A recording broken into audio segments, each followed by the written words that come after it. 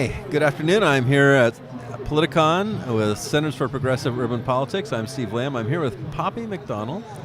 And Peppy is with a very, very interesting not-for-profit called USAFacts. And Peppy, can you tell me a little bit about USAFacts? Who started it? How did it get started? Why is it started? And what exactly do you do? Sure. So USAFacts was started by Steve Ballmer. He's the former CEO of Microsoft, owner of the LA Clippers. Okay. And as he left Microsoft, he wanted to do something philanthropically, and he wanted to see how he could help lift people out of poverty. And in doing that, he wanted to see, well, he knows government, U.S. government is spending significant amount of dollars to that effort, and wanted to see what are the gaps. So he asked one of his financial colleagues to look into what the government spends, and he said, give me 2 weeks, and about 6 months later, the guy was really struggling. And so Steve was pretty frustrated and said it should be really easy for people to find out how are taxpayer dollars being spent, and is the country getting better, and am I getting the kind of outcomes I would expect as a taxpayer who's investing in my government? And he felt this should be really accessible, and the information should be transparent and available. And so he said, if I can't get access to the information, how can taxpayers, how are people who are elected governing without access to this data? And he felt like it should be readily available. So we launched USAFacts.org and have made this available to anyone who's interested. I was on your website briefly today, and I noticed that it's organized in a very unusual way. It actually has taken statements from the Constitution, like provide for the general welfare, secure the blessings of liberty to our children. It's taken those and it's organized the different expenditures under those subheadings. How did you come to that? That's like such a wild thing to do.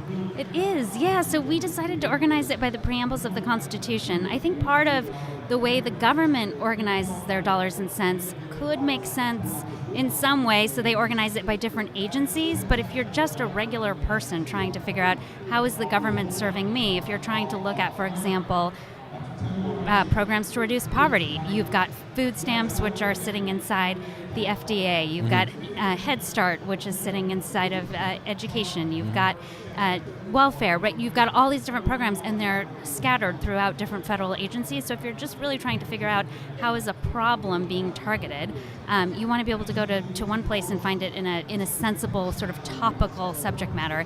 And the Constitution seemed like a good framework to start from. Start with the frame, huh? Exactly. I think Tom Jefferson would see a certain utility in that. Well, good to hear. And so I noticed that if you go to a subject, you'll click on an item. So under the general welfare, it might say something like WIC or something like that, right? So you can click on that item, and it'll give you a couple charts that will show you over the last few years what the trends have been, what the government spent. So it'll give you a number, X number of dollars, and here's what the trend has been. And then I see that I can also click through and actually read the official government document that chart is based on. Right? Exactly. So how large a staff do you have to do that? Because I know that they're just like, I was an elected on the local level, okay? And it took me like 3 years to figure out just basically where the hell everything was on the local level, because it's just a myriad of agencies, subgroups, alphabet soup like you can't believe. So how did you guys, how large a staff do you have? You must have like thousands of agencies to track.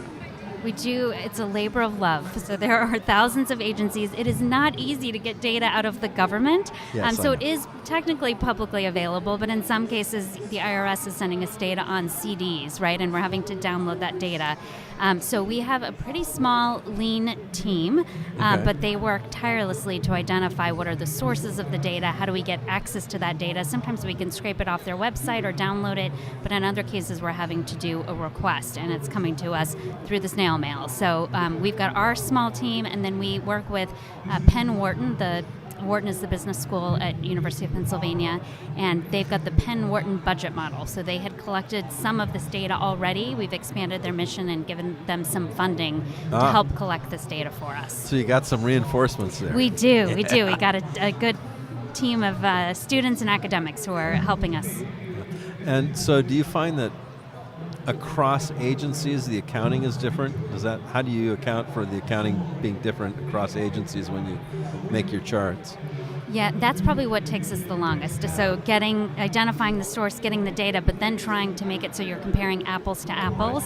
And we really would love to see some standardization across how the government collects and reports data. It would make it not only easier for organizations like USAFacts to put that online in a way that people could look at different data sets and compare agencies, but it would make it easier for, we think, people in the government as well to run a more efficient process.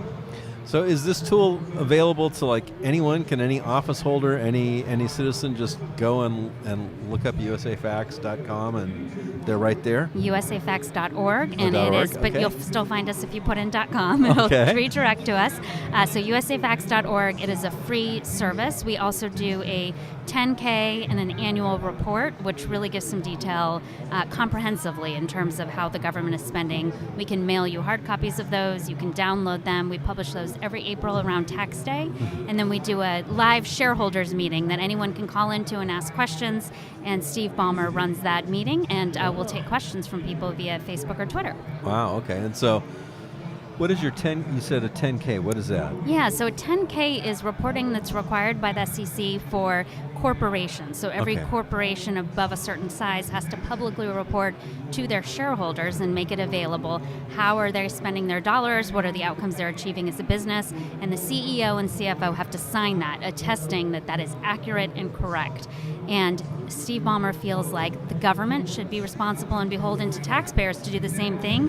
And he would love it if the President of the United States and every senator and congressman had to sign and attest to those numbers as well, because he's like, if they don't know it, how are they governing effectively? Oh, you know, when I was elected, one of the things that amazed me and actually used to enrage me was my colleagues actually very often would not even read what we were voting on. Wow. And it was like clear in discussion that it was like, you haven't read it, you know?